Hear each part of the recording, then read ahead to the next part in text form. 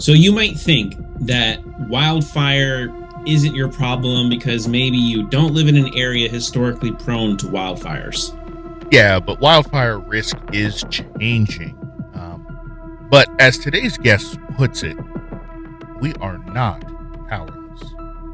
In this episode, we're talking with someone who's been fighting wildfires for over 30 years. And now he's helping communities fight back smarter. That's right. Steve Hawks joins us to break down what homeowners need to know and why this isn't just a California problem anymore. You're listening to DisasterClass podcast by Instinct Ready Emergency Management. Hello, everyone, and welcome back to DisasterClass, the podcast by Instinct Ready Emergency Management.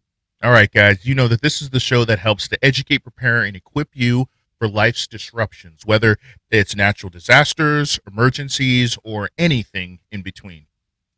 And I'm Jason Perez. And I am Wesley Long. And Wesley, you know what the bell means. I do. Class is now in session. Excellent. So today's episode is all about wildfires. And it's still National Preparedness Month. And we know wildfire risk is growing. And we're going to talk about some things that you can do to help prepare for wildfires. Now, in this episode, we're talking with a man who has not only fought on the front lines of wildfires, but has also helped shape how we prevent them. Yeah, that's right. Steve Hawks has decades of experience with CAL FIRE and now works with IBHS, where he's focused on resilience, research, and real-world solutions. So let's get into it.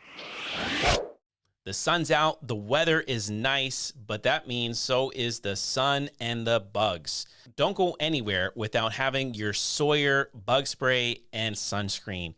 Keeps you safe, keeps you outdoors. Visit Sawyer.com to find a retailer near you. Wildfire Mayhem isn't just a game, it's a hands-on disaster response simulation. Step into the Emergency Operations Center and lead coordinated efforts to contain wildfires, evacuate communities, and manage crisis. Crafted by certified emergency managers, this board game offers realistic scenarios and dynamic challenges. Get your copy at emdisastergaming.com and bring preparedness to the table. Steve Hawks, Senior Director for Wildfire at the Insurance Institute for Business and Home Safety. And my role at IBHS is to really touch everything we do related to wildfire. So I help with research projects that are being conducted at our research center. I help organize the post-fire disaster analysis that we do, most recently in Altadena and Palisades fires, and work on the Wildfire Prepared Home and Neighborhood programs, as well as policy-related and code-related to wildfire issues. Yeah, that's very impactful. Right, so you have the experience, you got the knowledge. Last few years, you were literally working on research, the science base behind it, and coming up with more policies and things. So now you jump to IBHS, and I just have to ask, what is that in your background behind you? What are we looking at? Is that the facility you're talking about? That is the research center in Richburg, South Carolina, and that big structure. You see a bunch of circles on the front of that. They're fans, and there's 105 of them. They're 6 feet in diameter, and collectively they can blow up to 135 mile an hour wind through that 6-story concrete style hangar that's behind that bank of fans. And we have water that we can spray and simulate wind-driven rain. We could just use the fans to simulate wind events, and then we also have hail cannons that can shoot hail balls down at the roof.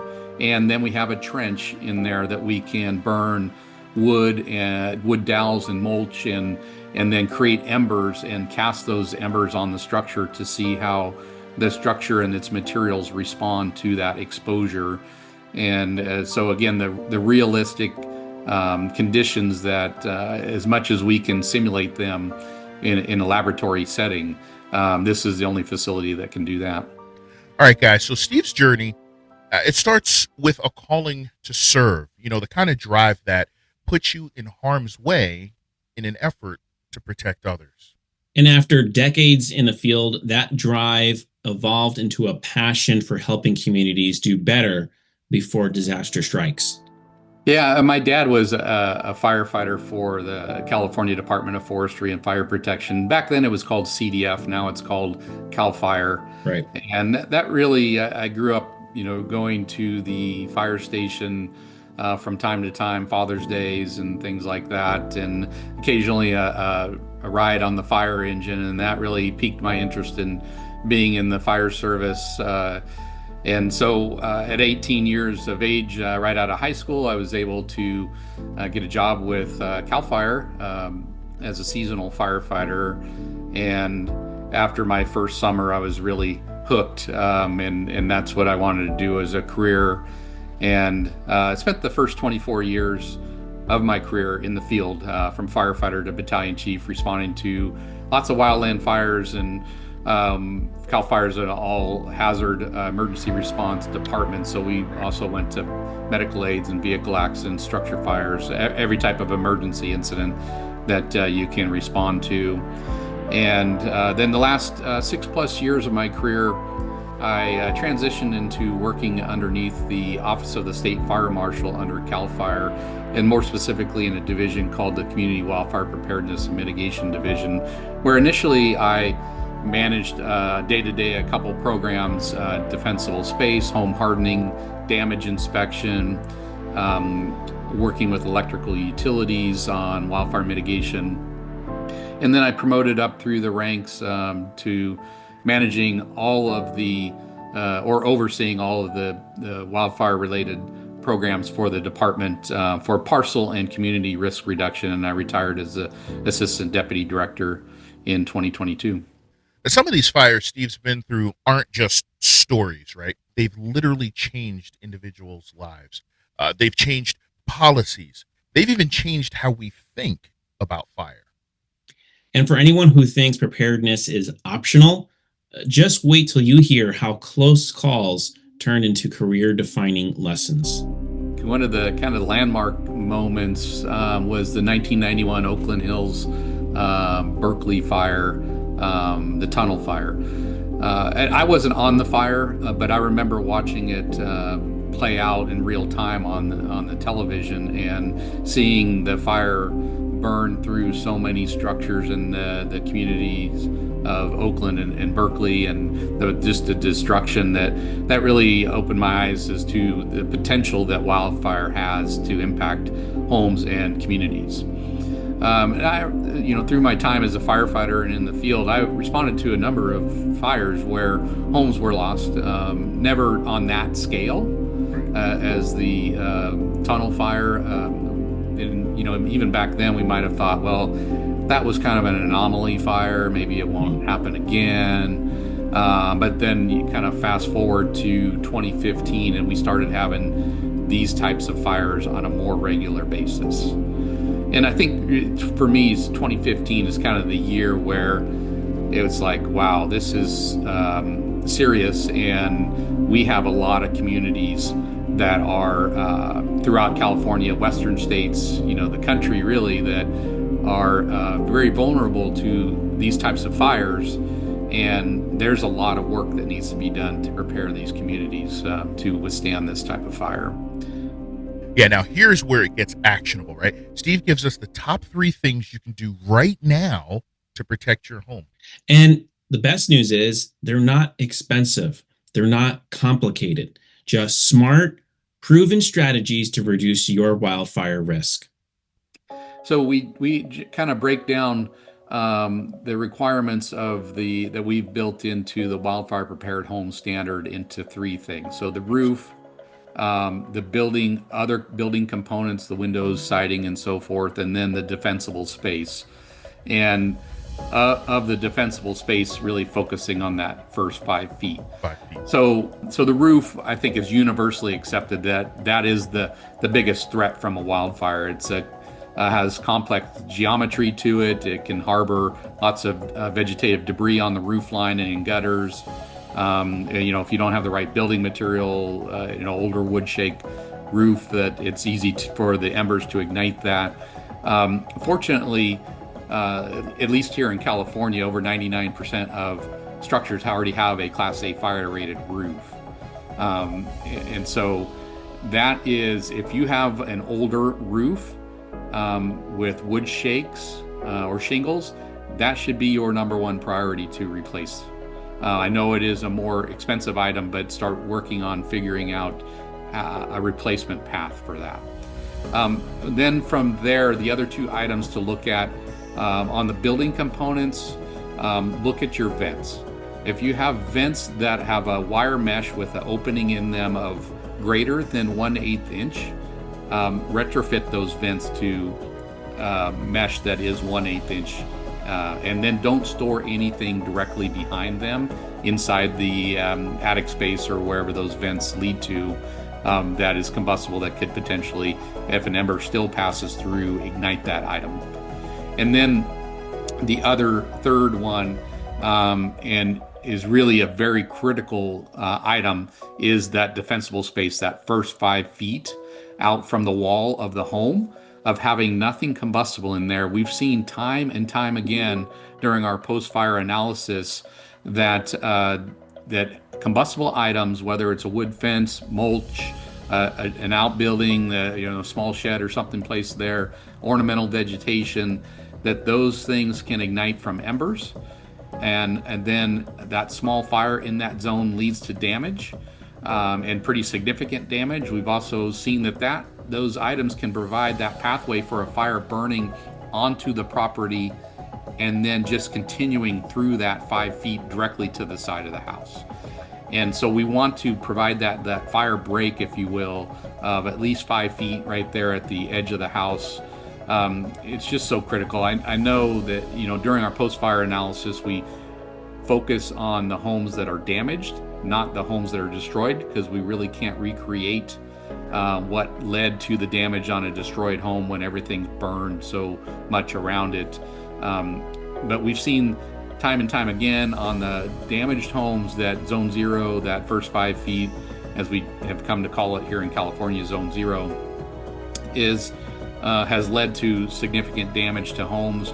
I can say unequivocally that I'm 100% confident that there are homes that were destroyed in all these fires, whether Lahaina, the Palisades, Eaton, Campfire, and Paradise, that were caused because of combustible items in zone 0.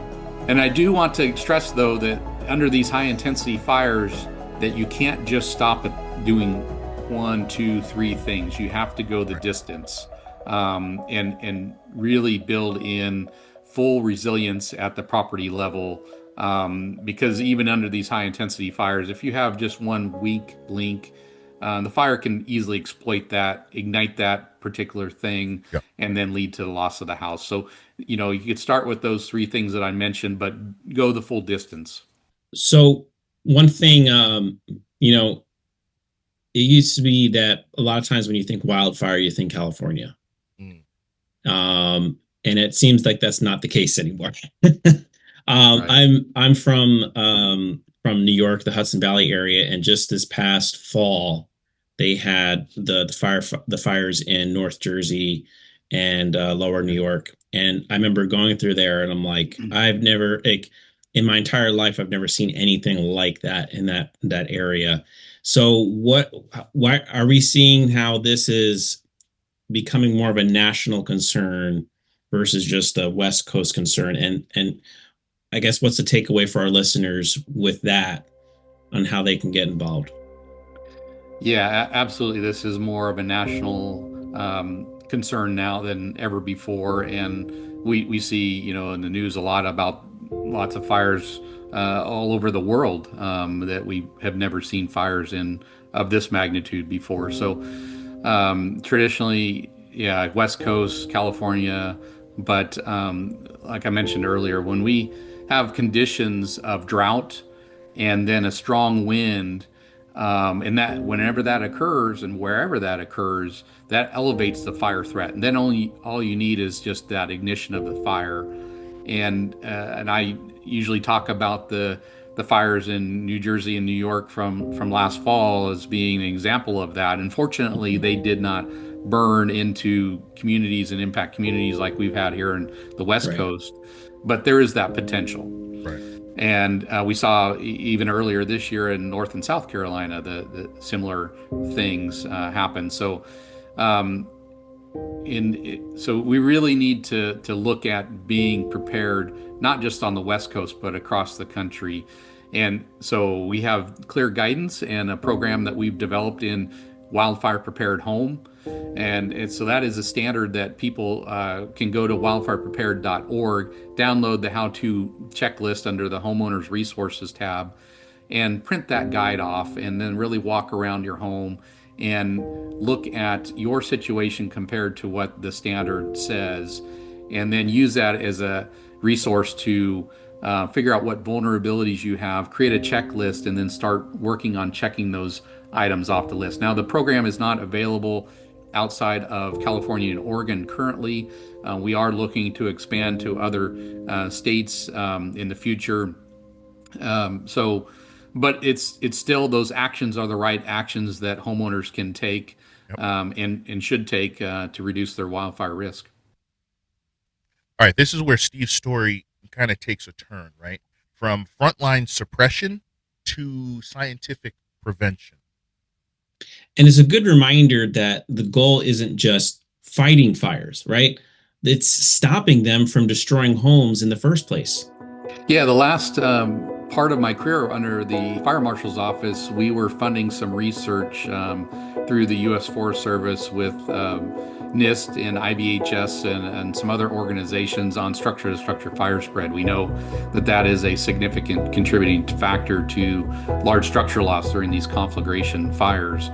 And even before we started funding that research, I began to work with IBHS and understanding the research that's conducted there, and the amazing facility located in Richburg, South Carolina, where we can construct full-scale structures and expose them to severe weather and wildfire conditions, realistic wildfire conditions, and it's the only facility in the world that can do that.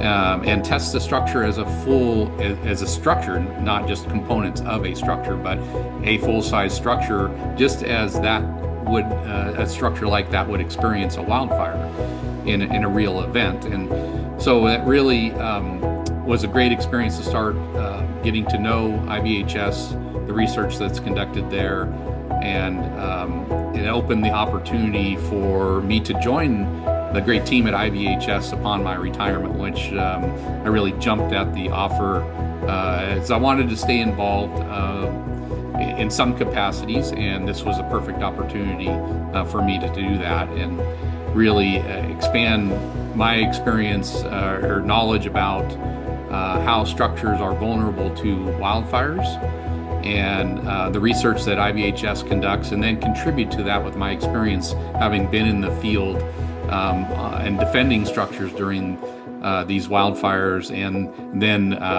really California is kind of the epicenter of, I think, in the U.S. of these types of fires impacting communities, and having worked at the state level on policy and codes and how I could contribute with my experience to the mission of IBHS. So let's recap. Wildfires aren't just a West Coast problem anymore. Yeah, and like we always say, preparedness, or in this case, preparation, guys, it starts at home. And we do have the tools to make a difference. And thanks to experts like Steve Hawks, we've got a path from fear to fire ready. Yeah. All right, guys, now that wraps up part one of our conversation with Steve Hawks. In part two, we dive into how science, strategy, and post-fire research are helping shape more resilient neighborhoods. All right, so please make sure you're subscribed and get ready to take your preparedness to the next level. Yeah.